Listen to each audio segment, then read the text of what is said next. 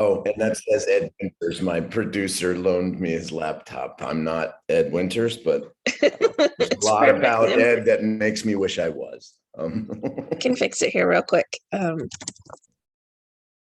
There. We're seeing you here in Carlson Young's incredible film, The Blazing World. How did she convince you to be a part of it? She didn't have to do a single thing the minute I put together what she was attempting. And then the second I talked to her, I knew that I was on to something amazing.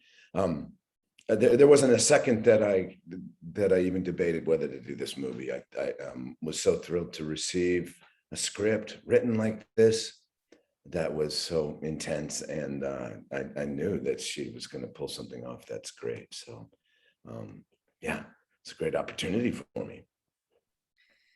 How did she describe then your character?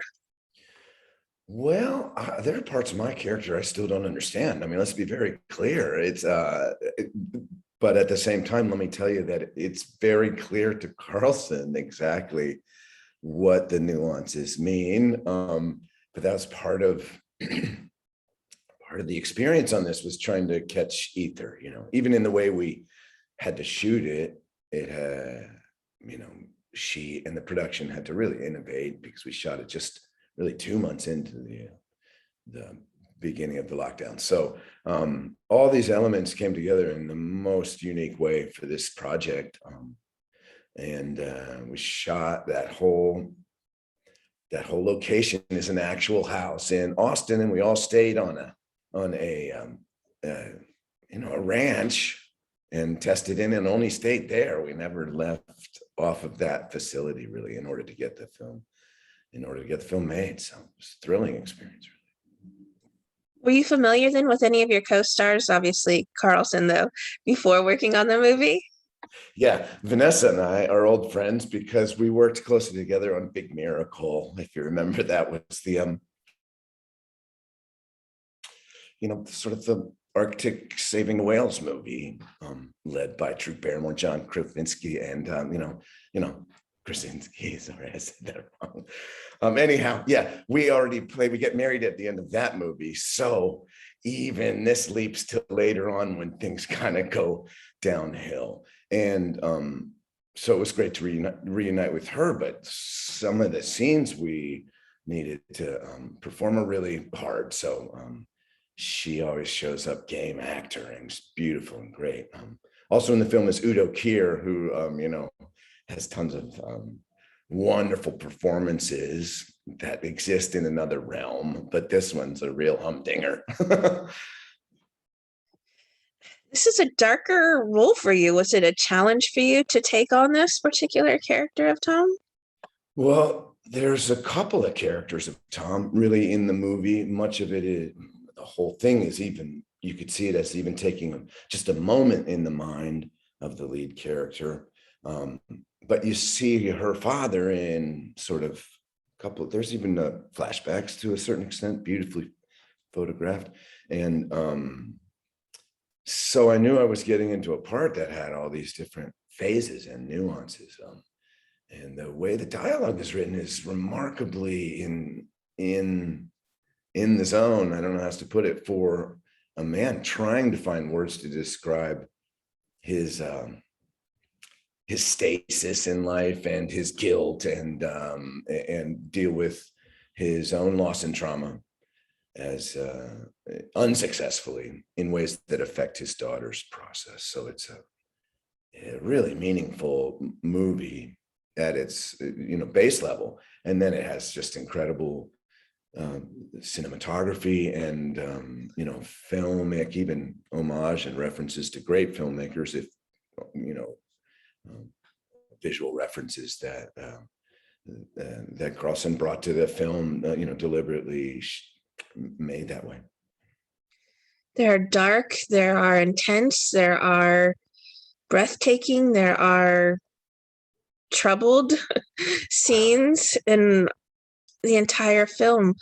Yeah. Was there one that really stood out to you as not just a challenge, or maybe something that really holds a special place even in your heart? I mean, Well, I do because I really adore Carlson, and she took on so much, and she's so gifted. So it was tough. There, it does come to an ultimate moment and a clash between these two characters. So that was extremely, like, just extremely difficult to shoot. But um, she, she's so precise in her filmmaking.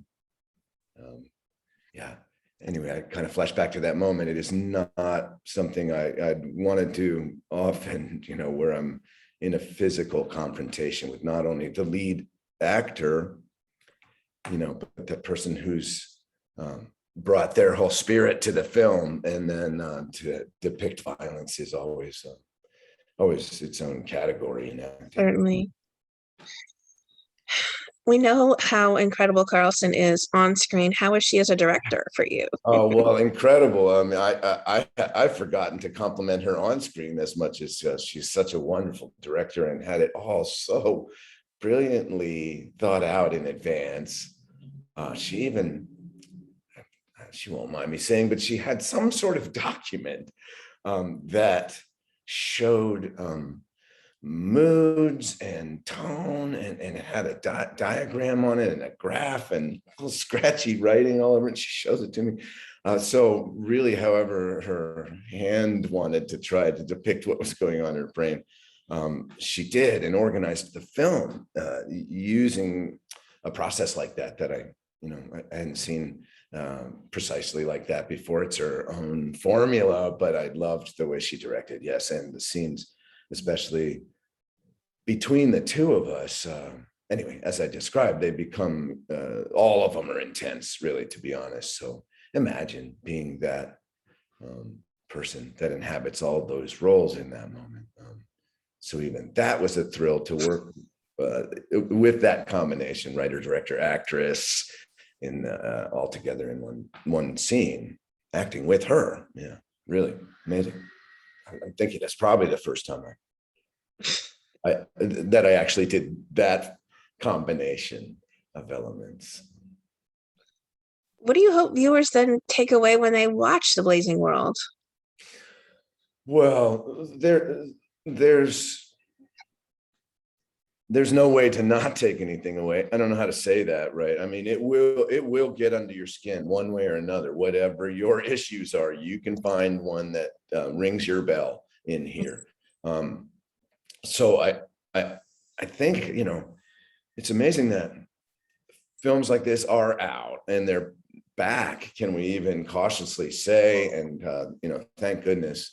And to be involved in this and a few more. Hard Luck Love Song is available and out right now. That is comparable because it's a handmade film. It's a wonderful time for independent films, or maybe we can come up with a new term because I don't know. And I lose my train of thought, except to say that it's a great time for movies like this also, and obviously for fresh creative perspectives that come with this film. What have you been working on otherwise? I have completed another couple of films. All of them have been so unusual and adventurous because of the nature of our social circumstances. Right. Not sure when it's completed and so forth. I did another genre film called and this is with Sandra Oh, and an amazing lead role. Also horror in some ways, but so whenever that's a completed film, I hope you enjoy that. And soon, Hannah season 3 comes out on Amazon, so where John Carmichael is in a real pickle this time around, and other stuff. So stay tuned for sure. Thank you. I was going to say, Hannah's coming back. What does it mean to you to be a part of what's become such an iconic series? It's incredible. Of course, I joined it second season, so I can't take any credit for it being a hit series, but to come through a character as cool as the character I play, John Carmichael, this sort of turns out middle manager of this incredible, DNA enhancing program that he's designed, makes some wrong turns this season and gets by comparison, it's a much more active season. And I know the cast is super thrilled, Mireille and Esme, to get this thing seen. We really put a lot of love into making a great thriller series. So thanks for asking about that, and enjoy. I'm looking forward to seeing it myself.